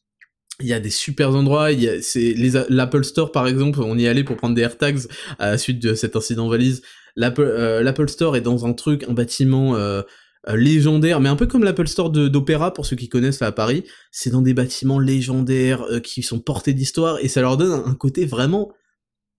Enfin, j'en ai marre d'utiliser le mot magnifique, mais c'est unique, c'est juste splendide, quoi. Moi, ça me plaît de ouf. Cette rencontre entre l'Apple Store et la Renaissance me plaît de ouf. Et oui, et tout est très beau comme ça. Il y a cette architecture typiquement italienne que j'avais commencé à voir un petit peu à Rome. Et voilà. Donc, pour vous donner un peu mon impression de Florence, c'est que c'est une ville absolument à visiter. Essayez de prendre quelque chose qui est dans le centre, parce que ça conditionne votre séjour. Nous, on avait une voiture, on l'a pas tant utilisé que ça, ce qui est stylé, et vous voyez, pareil, en ce qui concerne l'argent, on était dans un hôtel 5 étoiles, le Saint-Régis, on est arrivé, on n'avait pas de bagages, on aurait été dans un Airbnb, on était foutu, on aurait été dans un hôtel moyen, on était foutu, et là on a bénéficié du service de majordome, le butler, on a bénéficié de tout le service de l'hôtel qui se bouge pour toi, il y a un service réel, ça a un coût évidemment, mais il y a des gens qui s'occupent de votre bien-être, de votre confort, etc. Et c'est ça aussi qui est plaisant de fou. Évidemment, ça a un prix. Mais moi, c'est pour ça que je vous invite à travailler pour atteindre ces choses-là. Mettre bien votre famille et vous mettre bien même vous, parce que du coup, vous pouvez plus profiter, vous êtes plus encadré, vous profitez réellement pleinement à 100% des choses. Un peu comme quand j'écoute de la musique, un peu comme quand ceci. Je travaille énormément, et quand je veux profiter pleinement. Et là, c'est l'été de mes 30 ans, et croyez bien que vous n'êtes pas à l'abri d'autres surprises qui vont vous faire halluciner pour la suite de cet été. Et oui, on est arrivé, et donc on a pu demander tout de suite au majordome de se débrouiller pour nous apporter des couches pour Mars, du lait, des petits trucs comme ça, et c'est très pratique, c'est vraiment très très pratique, et donc c'est pour ça que ça a un coût. Quand vous voulez arranger une voiture, truc, les mecs ils sont là à pas d'heure, ils appellent le garage, parce qu'après on a garé notre voiture dans un garage, quand on a quitté l'hôtel, et en fait le garage... si vous connaissez les mecs, mais ça c'est partout pareil, hein, mais si vous connaissez le mec, bah vous arrangez, le mec il vous arrange ceci, il vous fait des tarifs aussi, il vous arrange la ZTL, la zone à trafic limité dans la ville, c'est-à-dire qu'on n'a pas le droit de rouler à part si on a un taxi ou un bus, ben là, hop, ça saute parce que ils disent à la police que c'est bon, votre plaque, c'est ok, truc. Et ça, si on était allé tout seul, bah en fait on n'aurait pas pu bénéficier, ça se trouve, de tout ça. Donc voilà, c'était une super aventure. La voiture, on aurait aimé plus l'utiliser. Parce que en fait, on a tellement kiffé le centre de Florence qu'on y est souvent resté, mais il y a beaucoup de choses à voir autour. Il y a Sienne, apparemment, il y a Pise, il y a les Cinq Terres, il y a beaucoup de choses.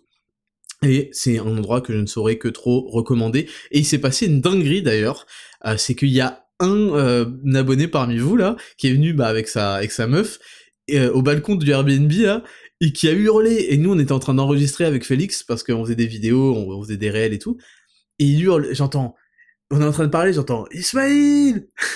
Ismaïl !» Et on se regarde, on fait « C'est quoi ce bordel ?» Et je sors, et en fait, il était devant et tout, et sa meuf, elle filmait, et elle a halluciné que je sorte, parce que je sortais en même pas 10 secondes, hein. Et je sors, et j'ai fait le gros Prince Charles à saluer la foule, tu sais. En plus, j'étais torse nu, c'était vraiment légendaire.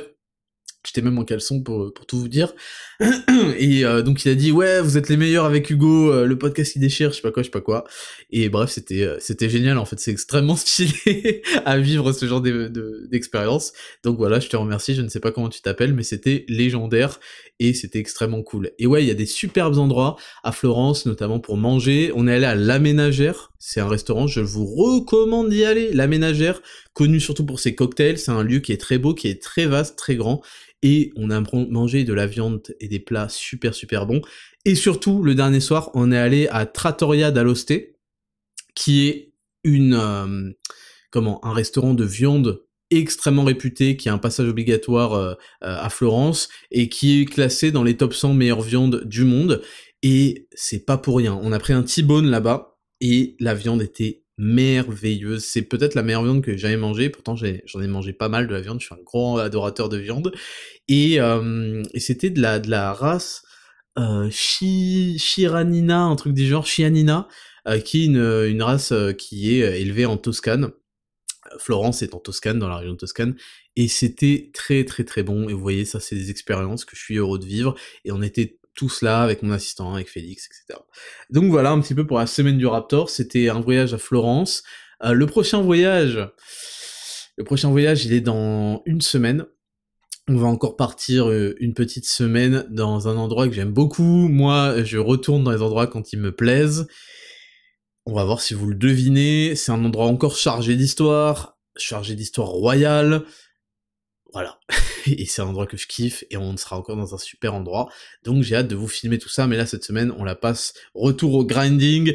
On va se reprendre une petite diète Zero to Hero 2000 calories pour tous les... parce que j'ai suivi l'entraînement Zero to Hero, j'ai suivi la diète, mais je me suis quand même fait plaisir. C'est surtout le midi que j'essayais de limiter, et puis le soir, j'avais mes stratégies Zero to Hero, ce qui fait que j'ai réussi à garder un super physique, mais on va quand même revenir un petit peu à la balance. Tout ça c'est expliqué dans Zero to Hero, de toute façon vous connaissez.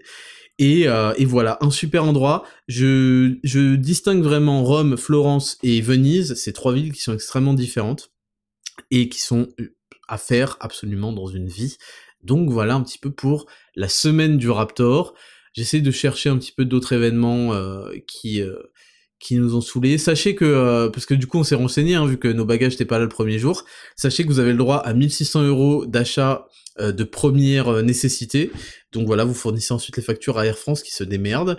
Et si elle est perdue, vous avez le droit à, je crois, une indemnisation similaire, 1600 €. Et après, vous pouvez faire jouer aussi l'assurance de la carte, etc., etc. Donc nous, elles ont été retrouvées et assez rapidement. Mais il y a eu des achats de première nécessité, et ça, Air France vont le savoir rapidement. on a consulté Mazdac et on a su tout ça. Donc voilà. Il me semble que c'est tout, si j'oublie rien de la semaine du Raptor. Tac. Ah oui, il y avait un podcast, le dernier podcast d'Hugo, Burgering, d'ailleurs on va en reparler juste après, qui parlait des caleçons troués, et je me suis dit putain, c'est vrai que tous les mecs, on a des caleçons troués qu'on a la flemme de changer, et c'est inadmissible, et donc sachez que je les ai changés, voilà. Soyez très heureux et très satisfaits. J'ai décidé que c'était inadmissible que j'ai le moindre caleçon troué dans ma garde-robe, parce qu'en plus j'ai refait ma garde-robe là pour l'été très récemment, et c'était inadmissible d'avoir des caleçons de merde et tout, et j'ai trop abusé là-dessus. Donc respectez-vous, achetez des caleçons qui sont pas troués, et virez vos caleçons troués. Voilà, ça c'est juste un petit message pour les mecs, ça m'a fait rire, et je me suis malheureusement reconnu là-dedans, donc ça devait changer. On passe à la rubrique numéro 2, les news de la semaine, c'est parti, jingle.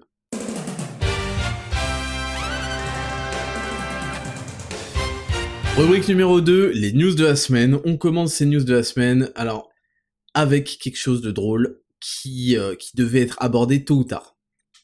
Quelque chose de drôle qui devait être abordé tôt ou tard, je parle évidemment des tacos.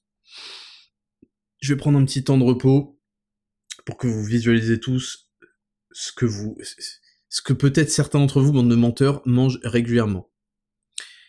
Qu'est-ce qu'un tacos? Et quelle est mon expérience avec les tacos? Alors, un tacos, ce qu'on appelle le French tacos, qui n'a rien à voir avec ce que les Mexicains ont fourni. Les Mexicains ont fourni l'obésité, mais également les tacos dignes de ce nom. Alors, le French tacos. En fait, ça n'a pas de sens déjà. Quand tu dis le French tacos, déjà c'est pas français. Le French, c'est dit en anglais, tacos en mexicain, en espagnol. Rien que pour ça, c'est à foutre à la poubelle, quoi. Donc le French tacos, c'est comment faire? Alors, j'essaye de trouver par où commencer la description de cette merde.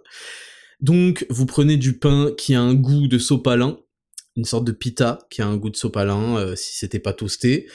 Et dedans vous allez y mettre 3 viandes. Super, moi j'adore la viande, j'aime beaucoup la viande.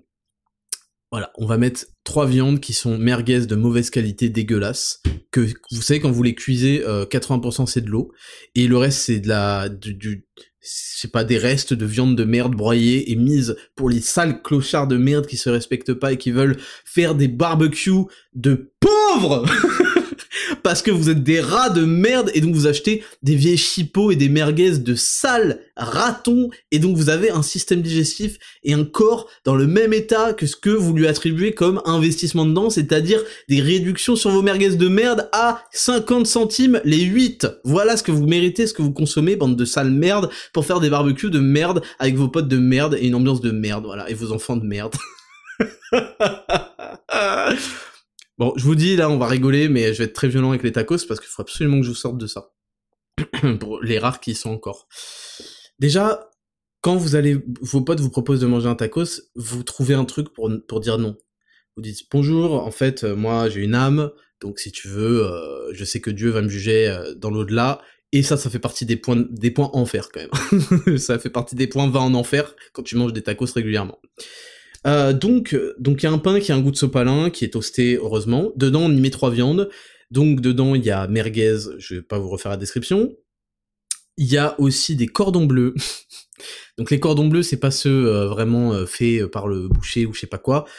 Également, c'est de la viande reconstituée, qu'on sort de la poubelle pour le remettre. On met du fromage dégueulasse qui est fondu, qui est pas bon. On met de la panure dégueulasse. On respecte pas, quoi. Mais c'est bien fait, c'est parfait, ça correspond au public. Il est coupé, il est mis dedans. On peut aussi mettre du nuggets. Voilà, quand on est un fils de pute affiné, quand on est affiné de plusieurs générations de fils de pute, on met du nuggets avec ses merguez et son cordon bleu, pour ajouter un peu de croustillant, parce qu'on a un palais de Rottweiler, on est une espèce de mix inter-espèces entre des chiens, des rats, des poissons, et ce qui reste du chaînon manquant de l'humanité. Donc on se contente de ce genre de choses. Ça pourrait s'arrêter là, mais ensuite on ajoute la sauce. Parfois on en met 2, petite samouraï, petite sauce Biggie. Quand on est vraiment un sale gros, on prend Biggie et algérienne, parce qu'il faut représenter, parce qu'on est un sale putain de gros diabétique skinny fat, donc faut quand même représenter de la pire des manières que ce soit l'Algérie, avec des boutons et de l'embonpoint. Ça c'est parfait, c'est royal. Avoir le visage bien luisant de vinaigrette, que votre transpiration pleine de sébum essaye de vous faire comprendre qu'il y a un truc qui va pas à l'intérieur, mais vous continuez avec vos grosses têtes là, bien luisantes, bien pleines de boutons qui sont des réactions que votre corps vous dit mais tu m'empoisonnes tous les jours fils de pute. Pourquoi est-ce que tu prends un oasis tropical avec 300 calories la gorgée en plus de ta merde là? Pourquoi est-ce que t'as un repas à 3500 calories alors que t'es gros et que tu fais pas 10 000 pas et que tu fais pas de sport et que les meufs veulent pas te voir en pâture que... Voilà, je vais pas continuer parce qu'en fait, je vous dis, je vais être méchant. Je vais être très méchant avec les mangeurs de tacos, je n'en peux plus, je veux voir l'action dégringoler dans les jours à venir, ça commence à bien faire. Donc, avec ces 3 viandes, on rajoute les sauces, et parce que vous êtes des sales petites merdes, qu'on ne vous respecte pas, qu'on est à 2 doigts de cracher dans votre tacos, on s'est dit, bon, cracher, c'est trop grillé, donc ce qu'on va faire, c'est qu'on va rajouter les frites. Les frites, ils vous les mettent pas à l'extérieur, ils vous les mettent dans le pain, parce que vous êtes des sales chiens et qu'on vous donne des gratins de restes de merde. et alors on vous met les frites, et pour que ça passe, parce que ce sera un peu sec, les frites bien friteuses là, bien à l'huile, au seed oil là, à l'huile végétale qui ne supporte pas la chaleur, et donc c'est parfait hein, de les mettre à 100 degrés, comme ça tout le cancer il peut bien se restituer dans vos frites bien croustillantes. D'ailleurs elles le sont pas croustillantes parce que sinon ils les mettraient à l'extérieur, elles sont tellement humidifiées et dégueulasses et imbouffables qu'ils vous les foutent, ils vous collent de la place et ça déborde au milieu de toute votre merde pour que surtout vous puissiez pas distinguer le goût de votre viande hachée de votre boursin. J'ai oublié que vous ajoutez du fromage, bande de sales gros, vous ajoutez du boursin, vous ajoutez du cheddar, il y a aucun fromage bouffable dans le pays du fromage, vous ajoutez toute cette merde, et tout ça devient liquide avec la chaleur de trucs algérienne, biggie, boursin, les frites qui deviennent liquides, et ils vous rajoutent de la sauce fromagère, parce qu'ils vous respectent pas, parce que vous êtes des espèces de merde, qui méritent de manger dans des gamelles. Voilà pourquoi je soutiens activement le Great Reset de Klaus Schwab, parce que vous ne méritez rien de plus. À quel moment du capitalisme on a pensé que c'était intéressant de vous donner accès à des choses humaines? Une gamelle d'eau, et vous marchez à quatre pattes, et si possible une laisse. Vous méritez qu'on vous gare. On attache la laisse devant quand on veut sortir. Vous méritez pas de marcher, de découvrir le monde. Vous méritez juste d'être nourri dans une gamelle avec des French tacos. Bon, je continue ma description du truc. Donc le truc dégouline, tu peux prendre une viande, donc en plus ils osent faire un truc à une viande, bref, tu peux prendre une viande, deux viandes, trois viandes. Et alors, bref, et il y a une meuf, une espèce de clocharde, parce qu'apparemment c'est la spécialité de Lyon, qui fait médecine depuis 3 semaines, alors elle se prend pour Dr House, et elle est là, elle se croit dans Grey's Academy, ou je sais pas quoi, là, comment ça s'appelle cette merde de série de merde, Green Anatomy, putain, comment ça s'appelle série médicale, truc pour gonzesse de chiasse, là, ça me trouve même pas, là... Bones, non, c'est pas ça? Série médicale. Je vais trouver parce que ça... Grey's Anatomy, mais c'est ça, c'est Grey's Anatomy. Putain, vous méritez de manger des tacos en regardant Grey's Anatomy toute votre vie. Et alors, qu'est-ce que je disais, là?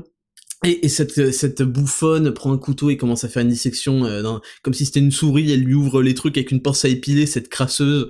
Et là, elle découvre que y a pas les ingrédients qu'elle avait demandé. Mais oui, grosse pute! Grosse pute, ton palais est pas capable de distinguer la bouillie de ces ingrédients, de ce tacos.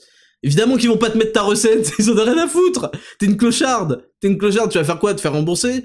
Abrutive. Donc évidemment qu'il y a pas tes ingrédients dedans. De toute façon, ça change rien. Tu changes du caca par du caca, ça a la même saveur. Clocharde. Et donc, elles sont pleines de ça, et là je me suis dit, mais attends, c'est pas possible. Moi j'ai goûté, en fait, pour être honnête avec vous, j'ai goûté peut-être en 2000... Attends, j'avais quel âge? J'avais 16 piges. 16 piges, donc on était en 2009.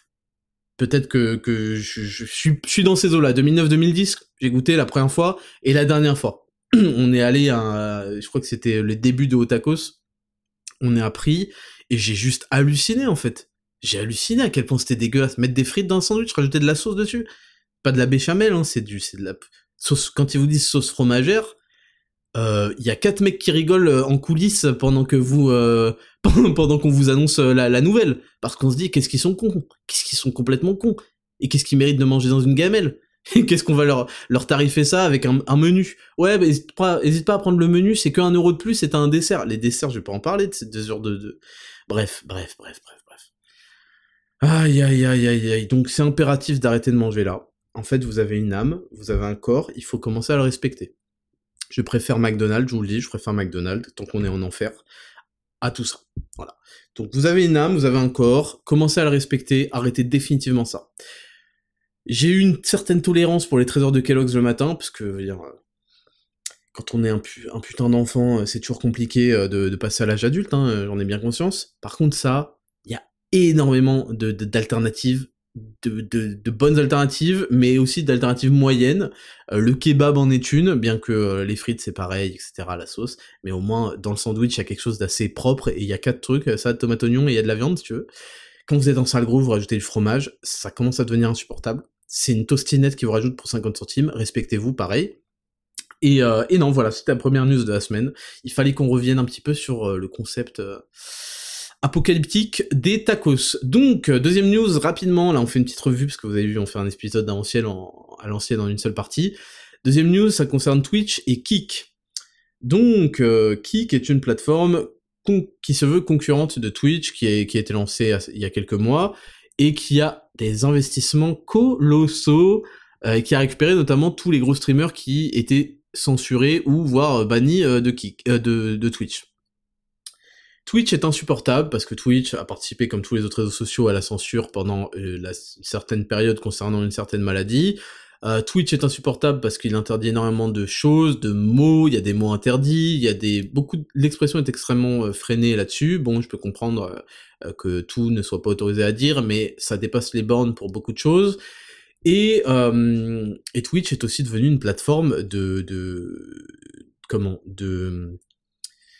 tunnels de vente, de tunnels de transfert vers les OnlyFans. Voilà, avec ce qu'on appelle les tubs ou je sais pas quoi, les meufs qui sont dans des piscines pour être à poil et redirigés vers leur OnlyFans.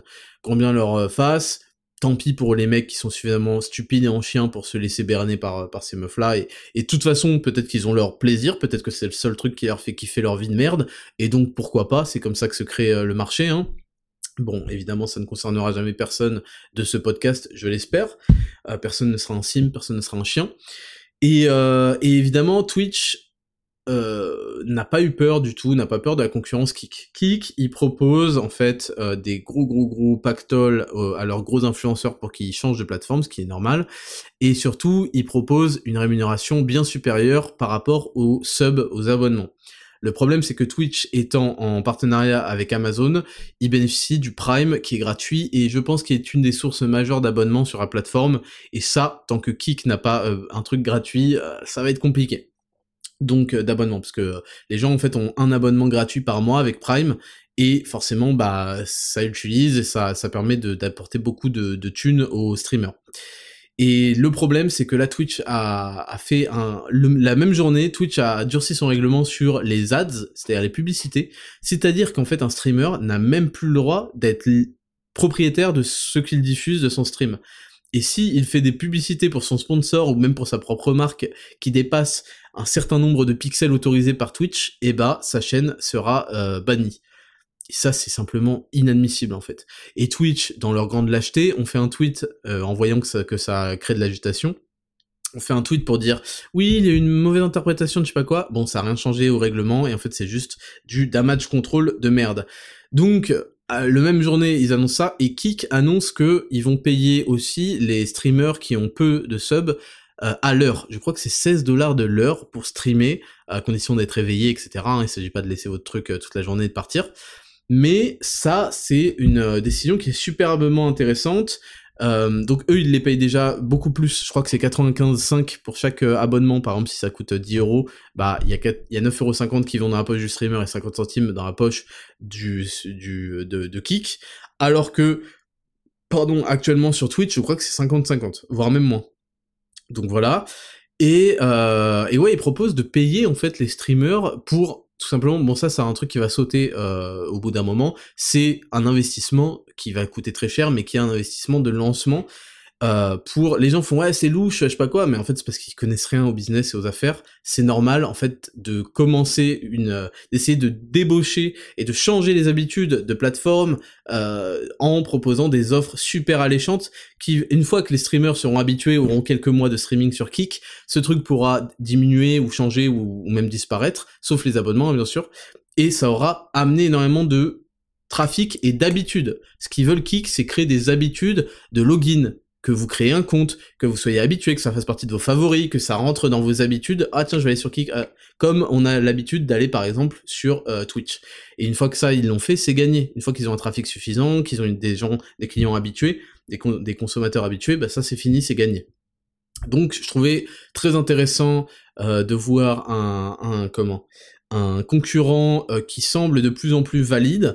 Alors il souffre de mauvaises pubs parce que forcément les mecs qui sont bannis de Twitch, c'est souvent pour certaines raisons, et donc quand ils se retrouvent tous sur une autre plateforme, bah la plateforme bénéficie d'une très mauvaise presse parce qu'on se dit elle regroupe tous les déchets entre guillemets de Twitch, mais je pense que y a quelque chose à suivre de ce côté-là, et moi j'aimerais beaucoup que toutes ces plateformes qui ont un monopole actuellement subissent subissent une forte concurrence pour qu'ils se détendent et que aussi les customers, l'audience et l'expérience, l'habitude d'aller sur d'autres plateformes créer des comptes qui ont pas l'air chelous. Parce que bon, moi je suis le premier à pas vouloir me créer des comptes sur plein de trucs, c'est chiant.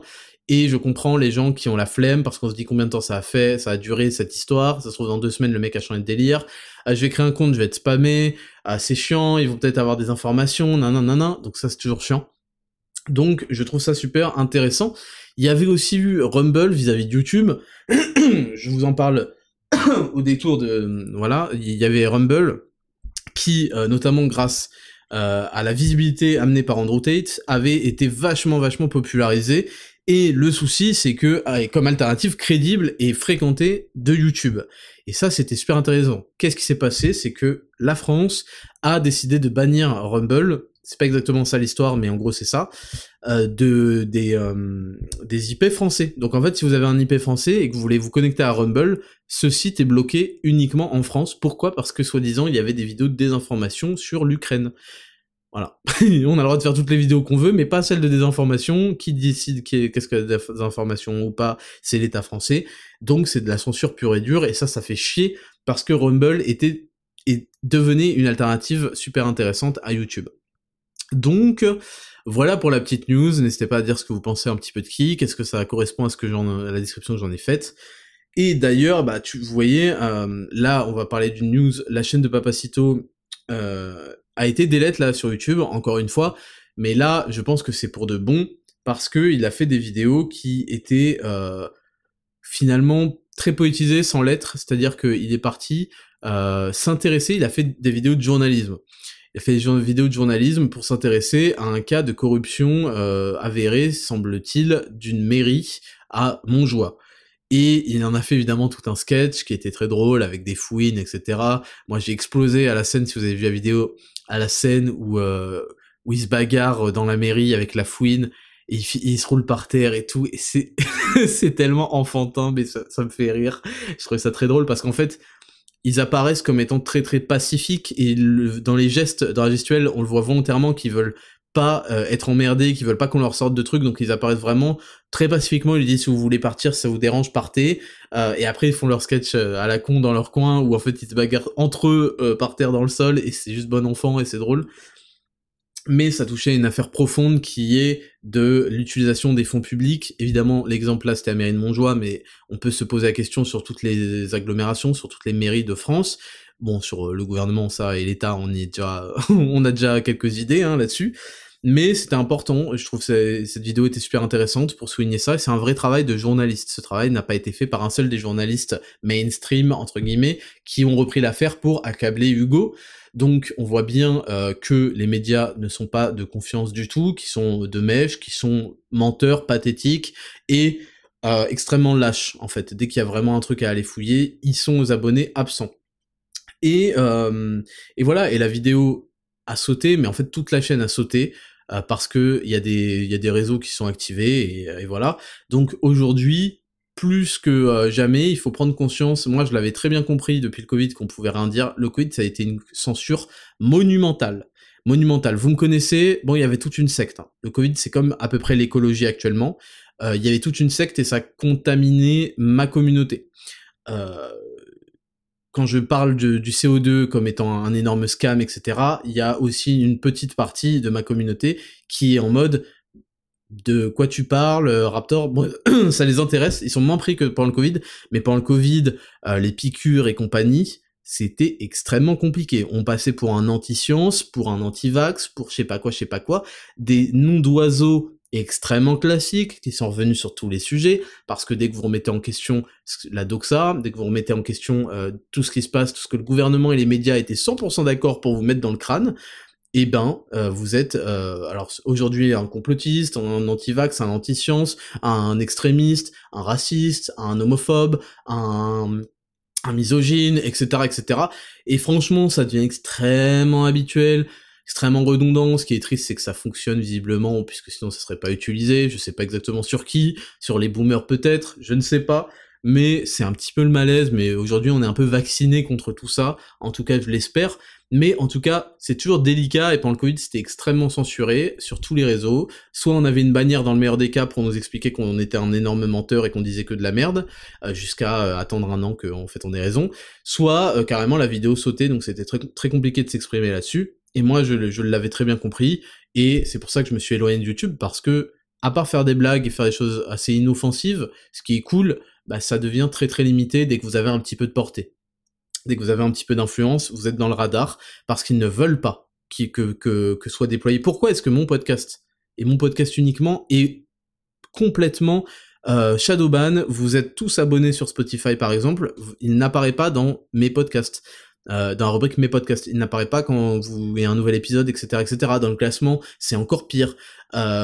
Pourquoi tout ça? Parce que ils ne veulent pas, ils veulent des esclaves, voilà. Alors ceux qui mangent des tacos le deviendront, et c'est bien fait pour eux, mais ils veulent des esclaves qui ne remettent pas en question ce qu'on leur dit de penser, qui pensent une chose exactement, ils peuvent penser l'inverse d'ici un an, qui vont suivre et qui vont obéir. Et c'est ça que je vous ai déjà parlé, qu'ils appellent la diversité, nanana. Ils ne veulent certainement pas de diversité d'opinion, et certainement pas des gens qui sont libres de penser par eux-mêmes, et qui souhaitent être libres aussi, qui souhaitent se respecter, qui souhaitent avoir une âme, qui souhaitent qu'on respecte leurs droits fondamentaux, qui souhaitent qu'on respecte leur droit à une vie digne, à s'alimenter correctement, etc., etc. Ils veulent des esclaves parce que ils veulent construire une société à 2 étages avec un dans tous les sous-sols et un autre au 666e, et qui n'est pas d'entre-deux, qui n'est même pas de passerelle entre deux. Actuellement, on peut critiquer autant qu'on veut le système dans lequel on vit, il y a quand même s'il faut énormément de réseaux et d'influence, et il y a énormément de passe-droits et de cooptation, il y a quand même des passerelles pour évoluer dans sa vie, et eux ils veulent détruire à tout prix ça, et avoir une société d'esclaves en fait, qui ne possèdent rien, qui louent tous leurs biens, qui payent un loyer mensuel comme ils paieraient un abonnement Netflix pour absolument tout, et qui vont traire, leur puissance de travail, ils vont traire leur argent, tout, en les persuadant qui vont s'occuper d'eux avec que ce soit un salaire universel, que ce soit avec des prestations sociales, nan. Et ça, malheureusement, les gens ne le comprennent pas, et en plus, sont très heureux d'augmenter leur dépendance à l'État. Il y a un truc qu'il faut comprendre, c'est que l'État, le socialisme, c'est juste, je vais te prendre de l'argent, et si t'en as besoin pour ça, t'inquiète, je serai là. Et vous vous rendez compte qu'en fait, quand vous en avez besoin, le service rendu est dégueulasse, que les trucs remboursés sont des trucs qui marchent très peu, voire pas, que d'un coup, ça on va y venir dans les news qui suivent, d'un coup on vous a fait croire que l'État avait beaucoup votre intérêt et votre santé, oh là là, on fait ça pour vous, faut que vous soyez en bonne santé, faut que vous surviviez, alors que tout le reste de l'année, les hôpitaux sont dans un état pas possible, enfin même pendant cette période-là, qu'ils en ont rien à foutre de votre santé, qu'ils vous la bousillent même, que votre stress monte, que ceci, cela, bref. Donc, le jour où vous envoyez 15 SMS par jour pour que vous administriez un produit expérimental douteux qui n'a pas l'air de trop fonctionner, sur vos enfants, il fallait peut-être vous poser des questions, et on va faire la transition avec la prochaine news. La prochaine, donc d'abord retrouvez-nous évidemment sur les podcasts et sur tous nos réseaux. Le plus vous allez sur des réseaux différents, moi j'ai encore Twitter, même si je l'utilise plus parce que c'est un réseau poubelle qui est très malveillant. Vous avez Instagram, vous avez Twitter, vous avez les podcasts. Il faut absolument qu'on reste en contact. Et la newsletter de mes sites, c'est un moyen aussi de rester en contact. Surtout que je ne spamme pas du tout. En fait, j'envoie des newsletters quand il y a une promotion, ce qui est tout bénef en fait.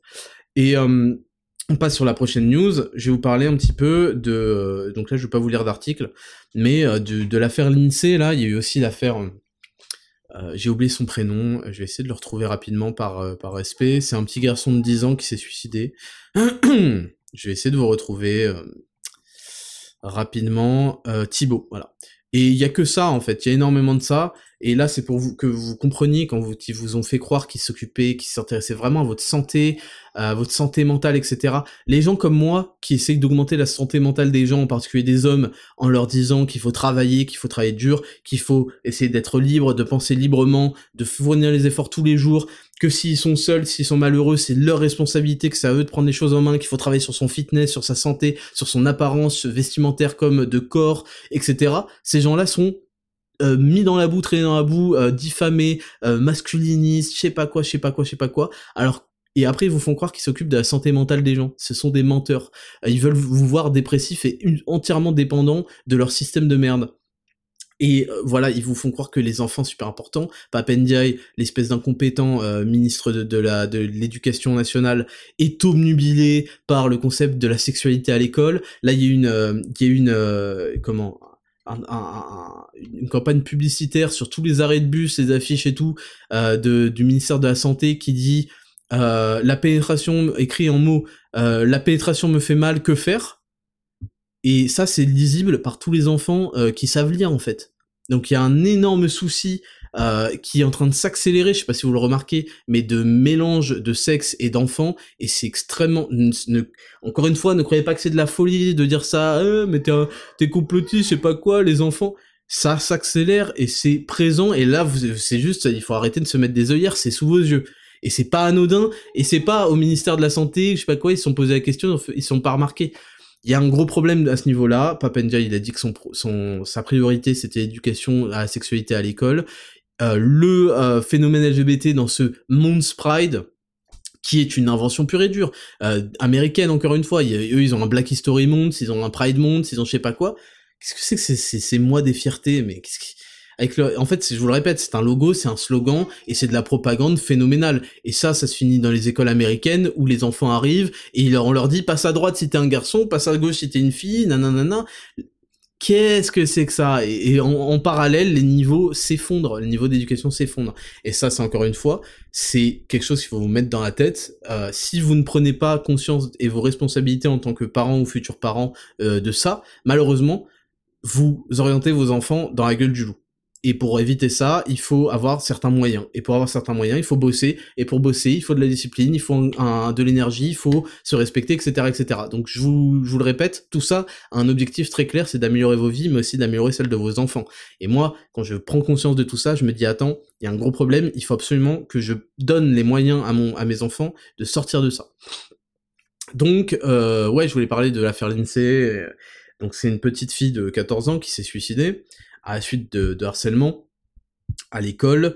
Vous voyez bien que, encore une fois, si vous avez regardé un peu le dossier, c'est ce dont je vous parle, c'est que l'école est complice du harcèlement, l'école n'intervient pas, l'école ne sert à rien, l'école ne veut pas savoir, le directeur a refusé de lui prêter l'oreille à cette fille qui s'est suicidée. Elle écrit sa lettre de suicide, bon, il se trouve qu'elle a pas de père, parce que son père est déjà mort, donc déjà c'est une cellule familiale qui est très fragile, on va dire, et elle l'écrit dans une lettre assez mature qui fait beaucoup de mal, mais elle écrit aussi prenez soin de, je sais plus comment s'appelle sa copine, Mélissa ou je sais pas quoi, prenez soin d'elle, faites attention à elle parce que ce sera la suivante en fait. Il y a un gros souci au niveau des écoles, et c'est pas possible, les enfants ne sont pas protégés, le corps administratif éducatif ne fait rien, parfois participe, parfois même lance.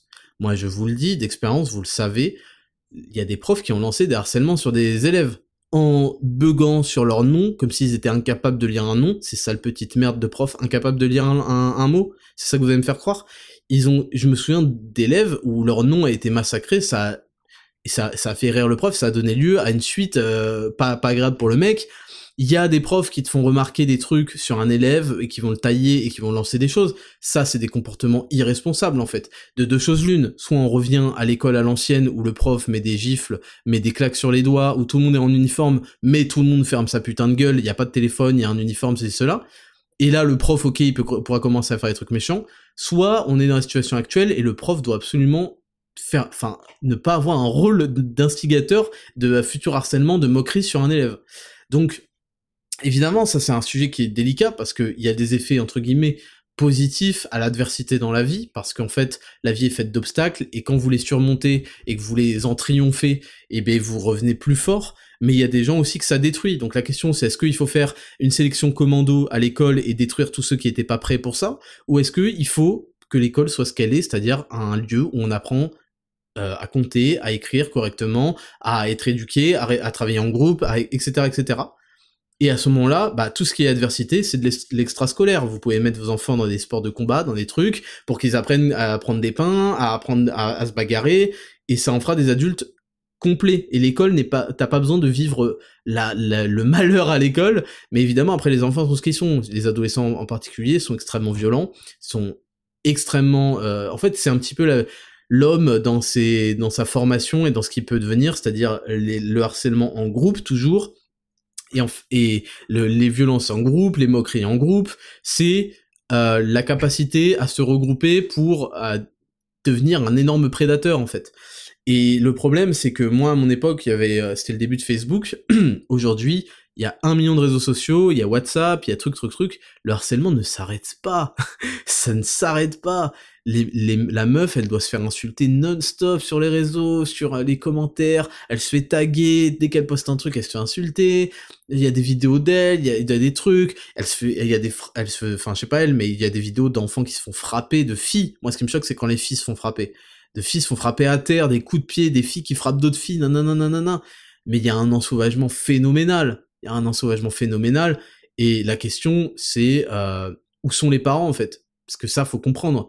Les parents on est tellement rien à foutre, vivent tellement à côté, ne posent pas de questions, qu'ils savent pas ce qui se passe dans les écoles, ils en ont rien à faire. Moi, j'ai été choqué. J'ai été choqué de voir dans cette affaire une mère des harceleuses qui harcèle aussi une enfant de 14 ans, mais la honte, espèce de cassos, que Dieu te punisse, surtout, c'est déjà le cas en fait, ta vie est une punition, ta vie minable est une punition sur 15 générations, et c'est bien fait, c'est pour ça que je vous dis, faut creuser l'écart, parce que vous ne méritez pas d'être comme ces gens-là, vous ne méritez pas de vivre la même vie que ces gens-là, vous méritez d'avoir un cadre de vie plus respectueux de qui vous êtes. Et c'est quelque chose qu'il faut comprendre et dont il faut prendre conscience. Moi, j'ai eu des prises de conscience monumentales, extrêmement violentes, où je me suis dit, mais je ne suis pas comme ces sales gens minables. Je ne suis pas comme ça. La science me prouvera dans les millénaires à venir qu'il y a quelque chose dans mon ADN qui n'est pas dans le leur. J'en ai strictement rien à foutre de donner des théories gigantesquement ce que vous voulez.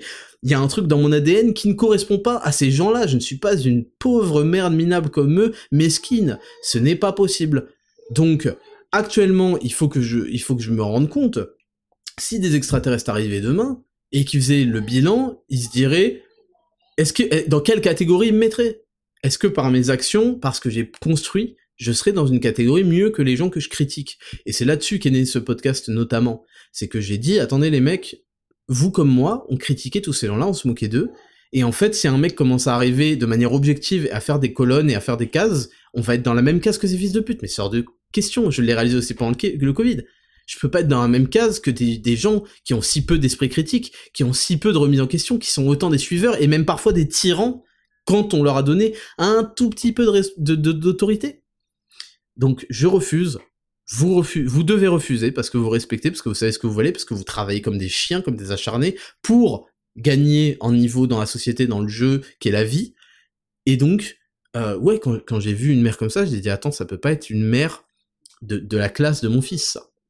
Il faut que je trouve un moyen de trouver des gens qui me ressemblent un peu plus, parce qu'on est trop éloigné sur l'échelle de l'humanité, là. Donc c'est important de comprendre, de faire cet état des lieux, mais c'est aussi important de comprendre qu'il va falloir prouver et montrer par les actes et par les résultats que vous appartenez en effet à une autre catégorie. Et oui, c'est violent, et oui, ça va mettre des années, voire des générations à se construire. Mais il faut commencer tôt ou tard, parce que moi j'accepte pas ça. Des gens aussi mauvais, aussi bêtes en plus, parce qu'ils ont toujours les fils qui se touchent, ça se voit sur leur visage, ça se voit... Qu'est-ce qu'ils ont l'air stupides. C'est dingue, hein. Et ces gens-là sont punis par la vie quand on devient adulte, et ils ont une vie de merde, et qui leur correspond, et voilà.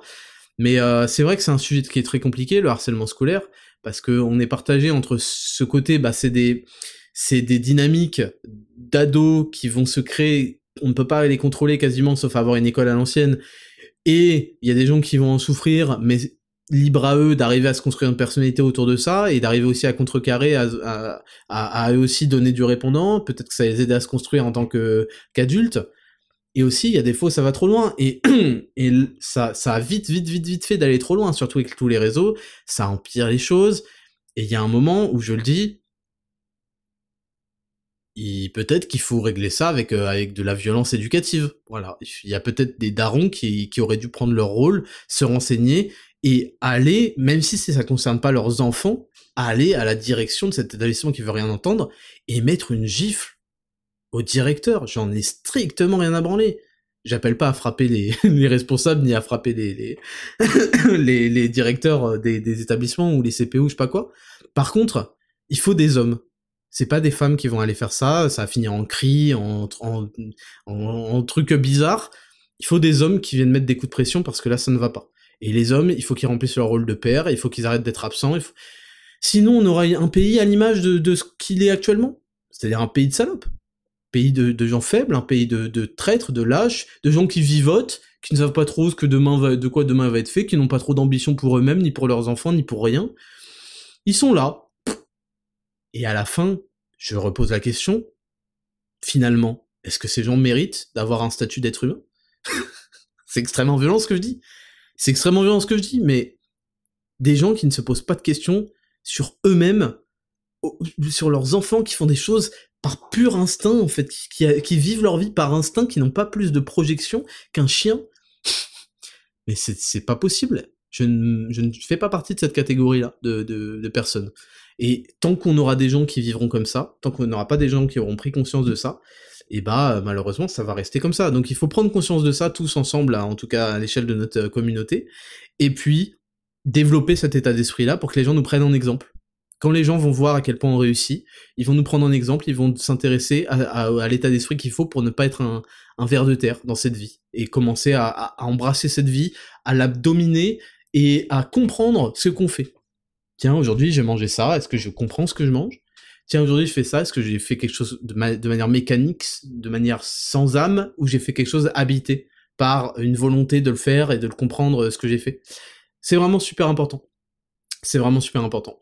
Et puis pour finir, bon bah, on va pas parler de ce qui s'est passé à Annecy, j'en ai parlé dans une story, pas besoin de revenir là-dessus, et oui, voilà. Voilà, j'espère que cette revue d'actualité, cette petite news de la semaine, vous aura servi, vous aura fait réfléchir. On a commencé en rigolant, mais vous voyez que au fur et à mesure, on développe, comme toujours dans ces podcasts, des idées importantes qui doivent nous s'ancrer en nous et qui doivent nous changer de manière positive.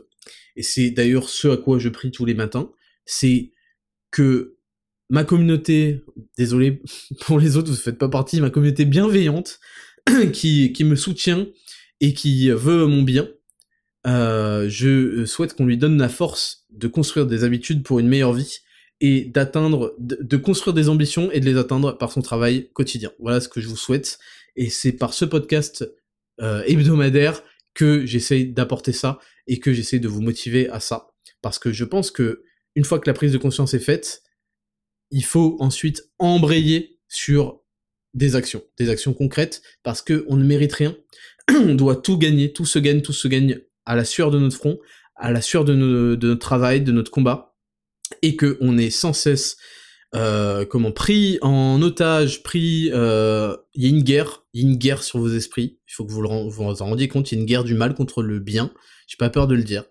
Et il faut que vous en rendiez compte, et que face à ces assauts répétés, vous ayez une réaction aussi répétée, encore plus répétée, qui est de faire le bien, ce qui est bien pour vous et pour votre entourage.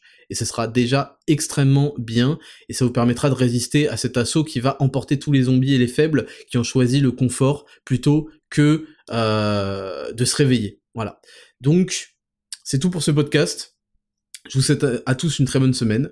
Demain sort l'épisode massif avec biomécanique qui dure 3h30, donc vous avez de quoi faire pour toute la semaine.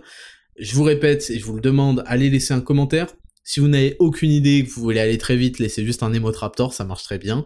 Et sinon, en 2 lignes, en 3 lignes, ce que Raptor Podcast, ce que Raptor Nutrition, Raptor VS Font, ma chaîne YouTube Raptor Coaching Pro, vous a apporté dans votre vie de positif. Et voilà, merci à vous tous. Je vous souhaite à tous une agréable semaine. Rendez-vous jeudi pour la sortie de la meilleure game performance du game. Vous êtes habitués de toute façon. Il y a même pas de concurrence pour le coup, donc voilà, on est les seuls. Et la concurrence est dans la merde.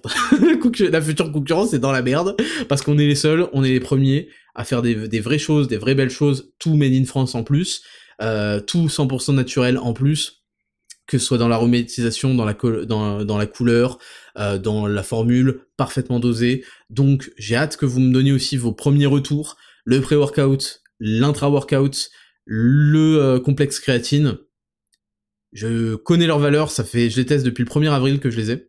Je connais leurs valeurs, je sais ce que c'est de vivre avec et sans, parce que là, récemment, j'en ai plus depuis une semaine. Et je connais à quel point c'est la galère dans ce milieu-là, d'avoir des bons produits, sans en acheter 40 000 pots et mélanger soi-même et tout. Donc, vous allez kiffer. Plus de détails, jeudi, à la sortie, l'offre de promotion, de lancement, ne la loupez pas. Je vous souhaite à tous une très bonne semaine, je vous kiffe, c'était le Raptor, ciao.